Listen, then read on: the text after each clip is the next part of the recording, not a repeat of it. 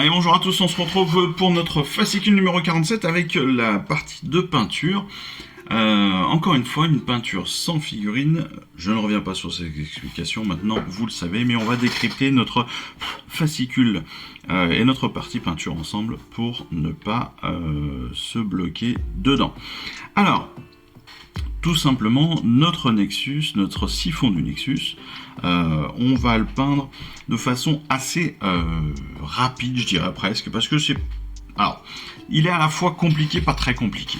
Il est pas très compliqué parce qu'on a beaucoup d'aplats, on a beaucoup de parties qui vont être assez simples à faire. Et puis après, on va avoir quelques détails qui vont être un petit peu plus compliqués à gérer.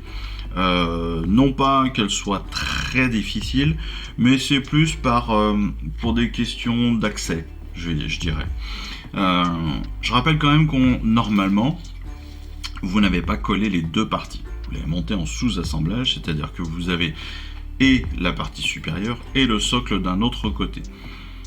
Pour certains, vous aurez peut-être même le Nexus en lui-même qui sera encore séparé. Ça, c'est à vous de le voir, à vous de voir comment vous vouliez le faire.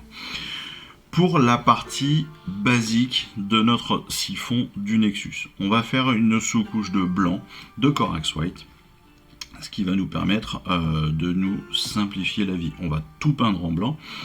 Une fois que cette sous-couche sera faite, on va pouvoir le passer entièrement dans une première couche à la Tonian Camo Shade pour la base. Ça va faire quoi? Ça va nous donner un petit aspect verdâtre qui va nous permettre d'avoir un premier ombrage que sur la base. Pourquoi je dis que sur la base? Parce qu'en fait, derrière, on va repasser une seconde couche d'ombrage. Donc, pour la base, une seconde couche. Et pour le chapeau, on va dire, pour la partie bâtie, on va ne passer qu'une seule couche d'Agrax Earthshade. Ce deuxième ombrage va permettre donc à la fois d'ombrer nos piliers, nos différentes parties. Et pour notre sol, ça va nous permettre d'avoir un espèce de mélange entre du marron et du vert. Sur certains détails, le vert va plus ressortir, sur d'autres, c'est le marron qui va plus ressortir. C'est pour ça qu'on n'hésite pas parfois à faire plusieurs couches, différentes couleurs d'ombrage sur une seule et même pièce. Pour la partie haute, pour la partie bâtie de notre siphon, il nous invite à ne pas tout passer à l'Agrax. Pourquoi? Eh bien tout simplement, ils vont nous inviter à passer les piliers, les bases du toit, les cercles de décoration, hein, mais pas le centre, et puis le plafond. Pourquoi? Parce qu'en fait le reste va être peint d'autres couleurs et l'Agrax n'aura plus d'intérêt à ce moment-là où on passera les couleurs. Derrière, une fois qu'on aura fait cet Agrax, une fois qu'il sera bien sec, ça c'est très important, une fois qu'il est bien sec, donc ne pas hésiter à laisser sécher un petit peu plus longtemps que d'habitude pour être sûr que tout soit bien sec, on va y passer un brossage à sec de Corax White. Je vous rappelle le brossage à sec, on va prendre juste un tout petit peu de peinture avec notre pinceau, on va bien l'essuyer sur notre torchon, sur notre sopalin ou quoi que ce soit, enfin sur notre papier essuie-tout, parce que le sopalin, rappelons-le, c'est une marque. Et puis on va faire notre brossage à sec. On va faire notre brossage à sec sur nos piliers, sur notre plafond, sur toutes les parties que l'on aura passées à l'Agrax, mais aussi sur notre base. Pourquoi? Parce que sur la base, ça va aussi permettre de faire ressortir les petits détails. Tout simplement. Ensuite, on va rester sur la base, et puis on va passer notre base au Catachan Flèche. En fait, on va pas passer toute notre base, bien sûr, mais tous les détails qui sont en terre. Donc, entre les grosses pierres, vous verrez, vous allez avoir une texture légèrement différente, un petit peu granuleuse, un petit peu sableuse, hein, sur l'aspect. C'est là où il faudra passer la couche de base de Catachan Flèche. Une fois ce Catachan Flèche passé, on va y remettre un petit ombrage de Null Oil, histoire de donner un autre aspect aussi à notre Catachan. Une fois que tout est sec, encore une fois, on attend bien entre chaque couche, entre chaque peinture, que tout soit sec. On va remettre nos détails de squelette en Wraithbone. Donc les détails, ça va être des os, bien sûr, qui vont traîner, il y en a 4 ou 5, et puis des têtes, des crânes. Les crânes, c'est pareil, il y en a 3 ou 4, je crois, sur l'ensemble de la pièce. Une fois que c'est bien sec, on va les repasser en Skeleton Horde. Ça va nous permettre donc de bien les ombrer et de leur donner un aspect os vieilli qui est très sympa. On pourra refaire un petit brossage à sec dessus avec du Respawn, histoire de faire ressortir les arêtes et les choses comme ça. Hein, garder en fait l'intérêt du Skeleton Horde pour les creux, et puis pour les arêtes, nous permettre d'éclaircir et d'illuminer un petit peu les arêtes avec le Respawn. On revient maintenant sur la partie bâtie. On va utiliser d'abord le Lead Belcher. Lead Belcher pour les chaînes. Alors, attention sur les chaînes. Alors, très simplement, vous allez prendre votre pinceau et vous allez le passer en fait comme cela, le long sur un trait quasiment unique. Enfin, quasiment unique. Vous allez juste passer un trait comme cela et vous allez pouvoir atteindre toute la chaîne très facilement. Attention donc pour la chaîne, vous en avez à l'extérieur, vous en avez à l'intérieur de chaque pilier, mais vous en avez aussi au sommet de votre siphon. Donc ne les oubliez pas, ça évite de revenir 10 fois sur le Lead Belcher pour rien. Une fois que le Lead Belcher est fait, on va passer sur la plus grosse difficulté, je dirais, de la figurine, c'est le Runelord Brass. Alors, c'est pas compliqué en soi parce que les surfaces sont quand même assez grandes, mais il va y avoir des détails sur lesquels il va falloir faire attention. Donc, entre autres, sur le sol, vous voyez, là on a tout un espèce de carrelage, une grille sur lequel va déborder des cristaux qu'il ne faudra pas peindre. Donc on va faire attention là à la grille. On va faire attention aussi sur nos ferronneries de piliers où potentiellement on ne va pas peindre les grosses boules, les gros cristaux là aussi, parce qu'on va les peindre d'une autre couleur après. Sur le plafond, on va faire attention parce qu'il ne faudra pas forcément trop dépasser pour ne pas abîmer notre brossage à sec et notre passage à la graxe, etc. Et puis sur le centre, pareil, on va bien peindre que le centre et que la partie ferronnerie. Sur les bordures donc de notre siphon, pareil, on va peindre le bas, mais on va pas peindre le milieu parce qu'on est sur de la pierre. Donc on va peindre le bas qui est là bien, les arches sont bien métalliques, les bordures sont bien métalliques aussi, mais attention, là on est sur de la pierre, donc il ne faudra pas déborder dessus. Pareil pour le haut, mais le haut, on verra, c'est moins gênant parce qu'on va repasser dessus avec du rétributeur. Comme on le voit, le rétributeur, on va y passer toutes nos 4 étoiles, nos 4 étoiles de dôme qui sont donc sur le haut de notre partie architecturée, on va dire. On va aussi passer bien sûr sur le haut du dôme, sur le sommet du dôme, tout simplement. C'est pour ça que je disais, même si on dépasse un petit peu sur cette partie là, c'est pas très grave parce qu'on va y repasser du rétributeur.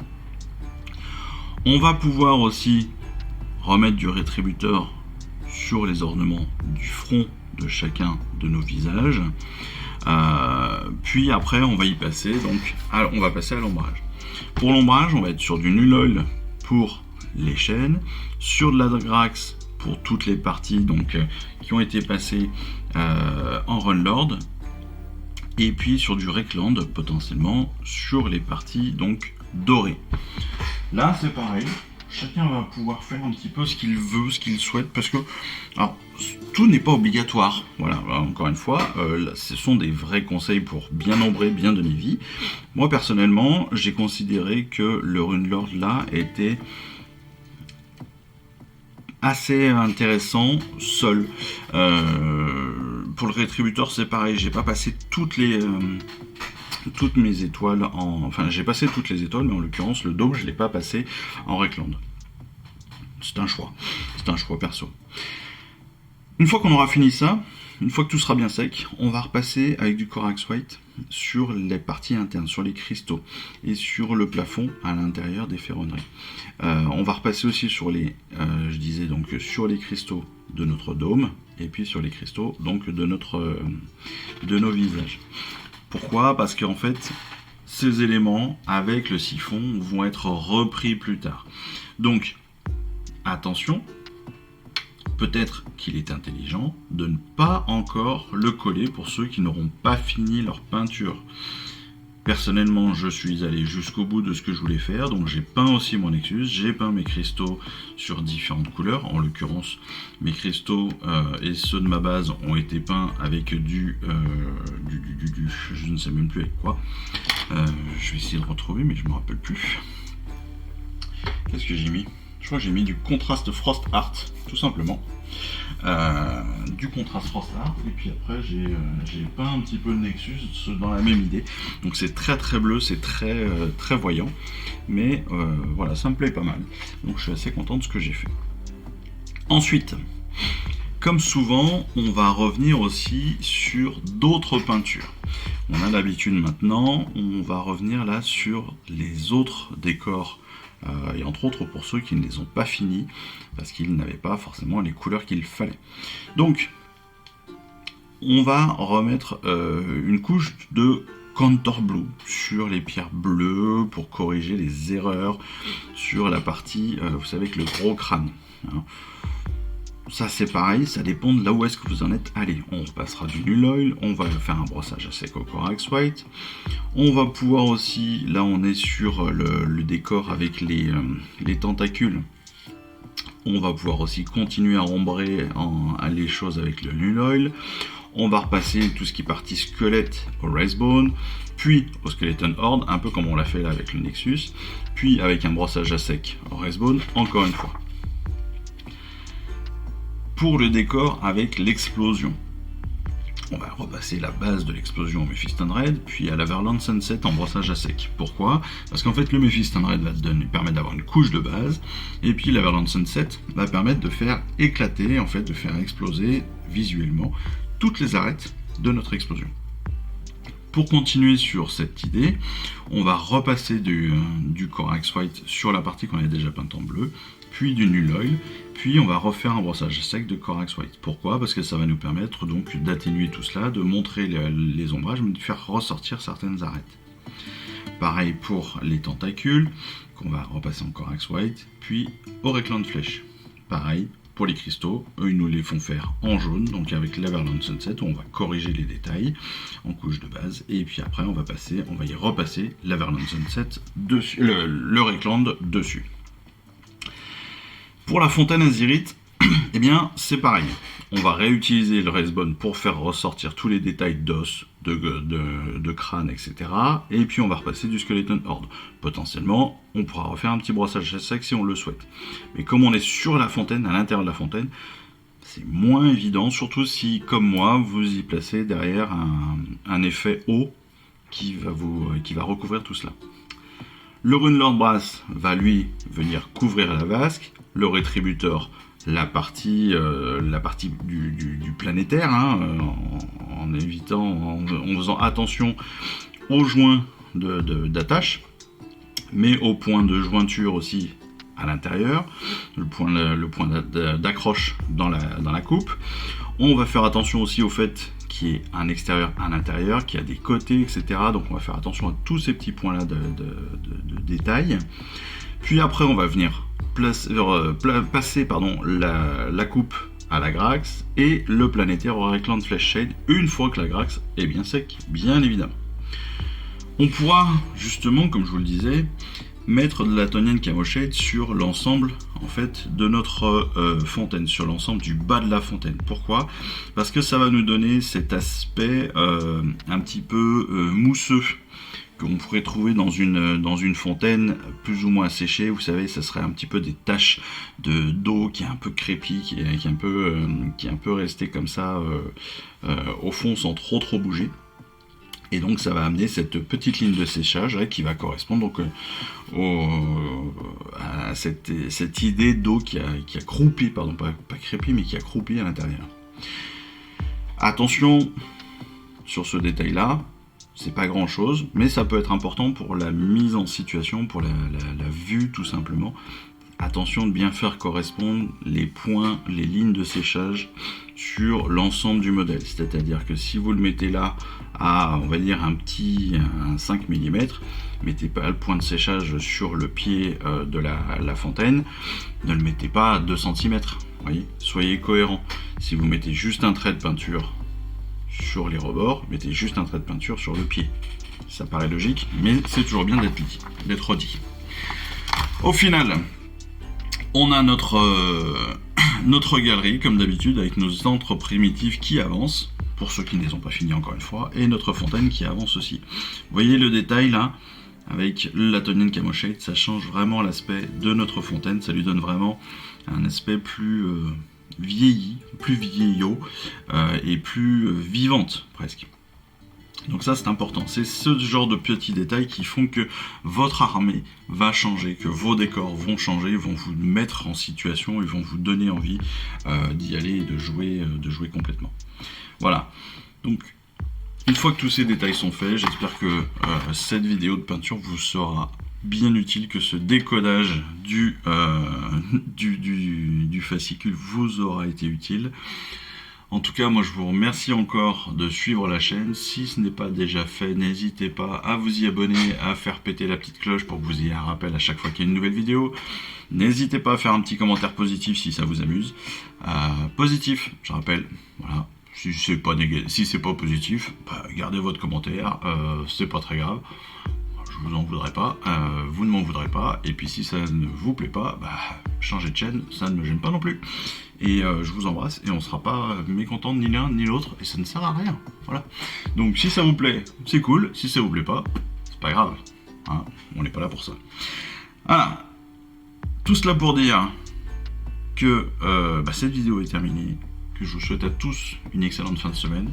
Je vous dis surtout à très vite pour notre prochaine vidéo. Et puis en attendant celle-ci, je vous dis à très bientôt. Allez, je vous embrasse. Ciao, bye bye. Je vous remercie d'avoir suivi cette vidéo. Si ça vous a plu, eh bien abonnez-vous, lâchez un petit like et un commentaire et suivez-moi sur Instagram. Instagram où je poste régulièrement des photos de mes dernières réalisations et dernières peintures. Et puis comme il est maintenant de tradition sur la chaîne, je vous souhaite une excellente fin de journée et surtout, lisez bien, collectionnez bien, assemblez bien, peignez bien et jouez bien. Allez, je vous embrasse et puis je vous dis à très vite. Allez, ciao, bye bye.